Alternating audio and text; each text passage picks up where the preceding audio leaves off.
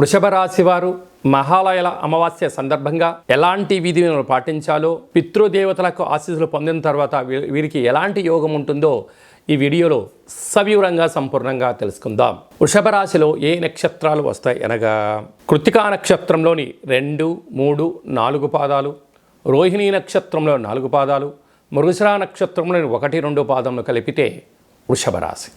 చాలామందికి పుట్టినటువంటి కాల సమయంలో డేటా బర్త్లో లేనటువంటి కారణం వలన పేరు యొక్క మొదటి అక్షరాన్ని అనుసరిస్తూ ఆ రాశిని తెలుసుకునే ప్రయత్నం చేద్దాం.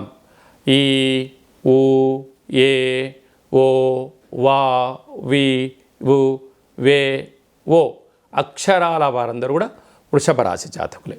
వృషభ రాశి యొక్క అధిపతి శుక్ర భగవానుడు కనుక ఈ మహాలయాల అమావాస్య బుధవారం రోజు రావడం, ఈ నక్షత్రాధిపతి శుక్రుడు అవ్వడం వలన వీలైనంత వరకు తెలుపు ఆహారాన్ని, బొబ్బర్లతో కూడుకున్న పదార్థాలను, తెలుపు వస్త్రాలను బ్రాహ్మణులకి దానం ఇవ్వడం కానీ, గోమాతకు నవధాన్యాలను నానబెట్టి పితృదేవతలపైన వాటికి ఆహారం ఏర్పాటు చేయడము, కుక్కలకు, కాకులకు, వారు పెద్దవారికి ఏదైతే తృప్తిగా ఆహారాన్ని భుజించేవారో వారి వంశాచార ప్రకారంగా వాటిని కాకులకు, కుక్కలకు ఏర్పాటు చేయడం వలన అద్భుతమైన యోగం వృషభ రాశి వారికి నిత్యము శ్రీరామ రక్షగా భావించగలగాలి. అలాగనే వీలైనంత వరకు ఒక దోషడు ఇసుకను, అంటే మనకు నదిలో ప్రవహించేటువంటి ఇసుక, గృహ భవనాల్లో వాడేటువంటి ఇసుకను ఒక దోషడంతా తీసుకొని సూర్య నమస్కారం చేసి చిన్న శివలింగ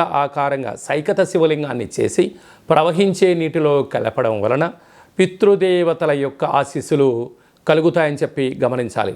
సాక్షాత్తుగా రావణ బ్రహ్మ తన తల్లి కోరిక మేరకు ఎలా సైకత శివలింగాన్ని వాళ్ళ అమ్మగారు పూజ చేసి నదిలో కలిపితే ఆత్మలింగాన్ని ఆ యొక్క రావణ బ్రహ్మ ఎలా పొందాడో, వృషభ రాశి వారికి కూడా ఇలాంటి సైకత శివలింగానికి పూజ చేసి పితృదేవతలను ఆరాధించడం వలన వారికి ఐశ్వర్యం వారి సొంతమవుతుందని చెప్పి గమనించాలి.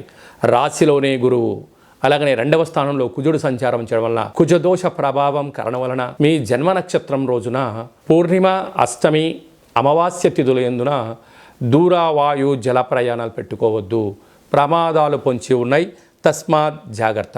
పంచమ స్థానంలో త్రిగ్రహ కూటమి, నూతనంగా వివాహమైన వారికి పుత్ర పుత్రిక సంతాన యోగము, పిల్లల యొక్క చదువులు, పిల్లల అభివృద్ధిలో అన్నింటా విజయం వృషభ రాశి వారి సొంతమని చెప్పి గమనించగలగాలి. అలాగనే రాజ్యస్థానంలో శని భగవానుడు, లాభస్థానంలో రాహు ఉండడం వలన ఏకాగ్రత, సమన్వయం, ధర్మం, ఆధ్యాత్మికత ఉన్నంత వరకు వృషభ రాశి వారికి ఎదురు లేదు అని చెప్పి గమనించాలి. హోటల్ వ్యాపారస్తులు, స్వయం వృత్తులు, సేవా రంగాలు, సాఫ్ట్వేర్, హార్డ్వేర్ ఉద్యోగస్తులు, అలాగనే చిరు వ్యాపారస్తులకు ఇది చాలా సువర్ణపు కాలం అని చెప్పి గమనించాలి.